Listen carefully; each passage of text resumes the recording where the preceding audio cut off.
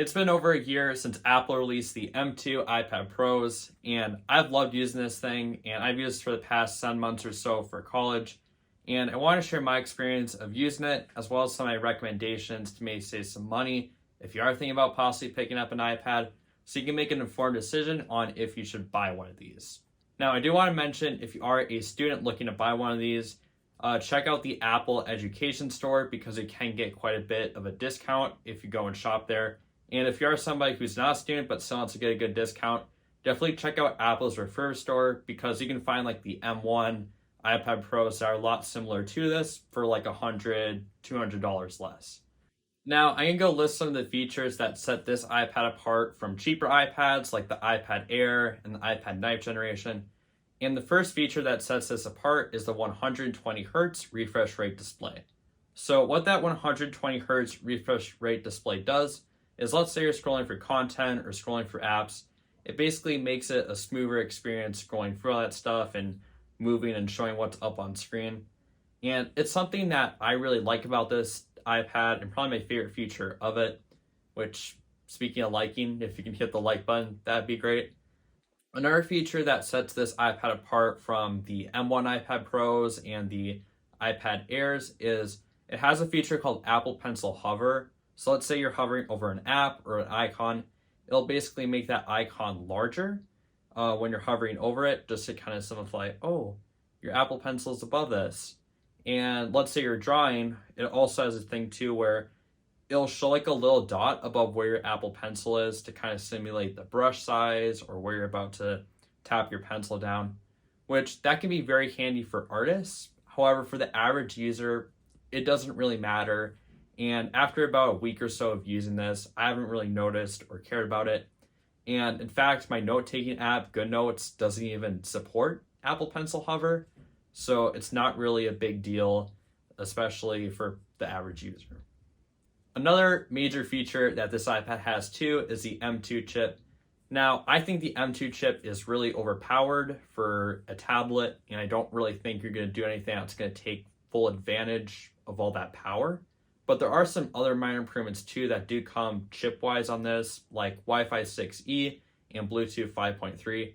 Again, minor chip upgrades, but is definitely better than what the iPad Air has. And any upgrade is considered an upgrade. And then the final thing too is all the iPad Pros that were made after 2018 use Face ID to unlock instead of Touch ID. So if you do like using a Touch ID scanner, you're definitely going to want to get the iPad Air. But if you like Face ID or find a Face ID, that's how the iPad Pro is used to unlock. Now, after listening to some of those features, you're probably wondering, okay, it just makes more sense to get an iPad Air. And I agree, it does make more sense to get an iPad Air for the average user. However, I do want to mention if you need more than 64 gigabytes, the price-wise to upgrade to 256 on the iPad Air, you're just better off spending that money on getting a 128 gigabyte iPad Pro. And that's what I did. That's why I didn't get the iPad Air, was I needed more than 64 gigabytes, but yet not like 256 gigabytes. So it just made sense for me to just buy the iPad Pro for that price. But anyways, moving on to performance. The M2 chip on this, like I said, I feel like is really overpowered for a tablet. I mean, there are some pro apps that kind of may take advantage of it, like Final Cut Pro for iPad, DaVinci Resolve for iPad, Logic for iPad. You can kind of notice like a common theme there, like it says for iPad at the end. So it's completely different than what you get on like a desktop computer. And they're good apps. I haven't used them personally, but I just think it's kind of weird to edit a professional video on a tablet. I feel like you're just better off having your only computer being a laptop for that.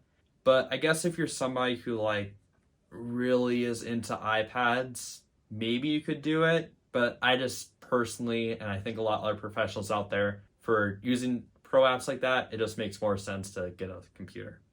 Battery life on this too is amazing. I was able to get like 3 to 5 days of battery life before I'd have to charge it. Now keep in mind, I am a student, so I'll take it occasionally into class to take notes and maybe like review notes and stuff on here. So I'm not like heavily using it. But the fact that this can last me 3 to 5 days before I have to charge it is pretty insane. And you get that on all iPad models. So from the lowest iPads, like the iPad ninth generation, to the highest end iPads like the iPad Pros, you still get the same amount of battery life on these, and the battery life on it is nothing to complain about. Now let's talk a little bit about accessories. So I have this like paper simulating screen protector on here, and this does a really good job of kind of simulating what it's like to write on paper with the Apple Pencil. I mean, it's not perfect, it's not exactly feels like you're writing on paper, but it's definitely a lot better than the glossy screen that comes with on these.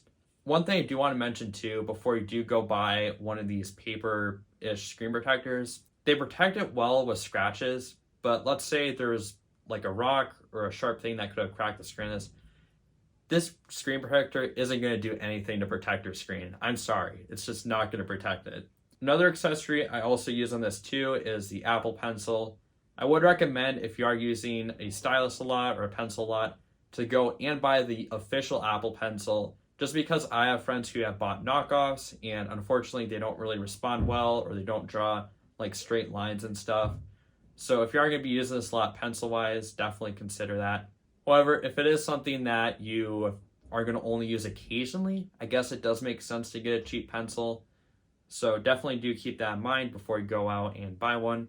And then I also have a keyboard case too. So the keyboard case I have, it magnetically attaches and detaches from the iPad case, which is really useful if I just want to use this for taking notes, because that way I don't have a thick keyboard that's kind of making it harder to hold.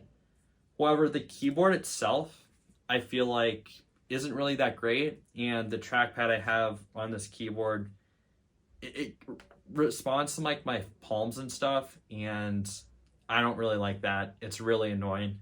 So I'm not going to recommend this case that I have on here, and it's also exposed the edges. But I have Apple Care in this, so that's why I'm fine with like this kind of bad case and kind of bad protecting screen protector. But if you don't have Apple Care, any warranty, I'm just telling you, like, you gotta protect your downsides. Get a good case, get a good screen protector, and you're gonna be just fine. Now, I think the M2 iPad Pro is a great iPad for people who want a professional iPad for doing great tasks and stuff, or want a nice iPad and only plan to use 64 to 128 gigabytes on it. But for the average user, I feel like it just makes more sense financially to get an iPad Air or to buy a used iPad, just because you are going to save a lot of money and the extra features you get in this probably aren't going to matter. But anyways, let me know, what do you guys think? Is the M2 iPad Pro worth getting? Feel free to leave your comments down below. And if you want to check out some of the other reviews I have, I will put some videos up on screen. Thank you guys for watching, and goodbye.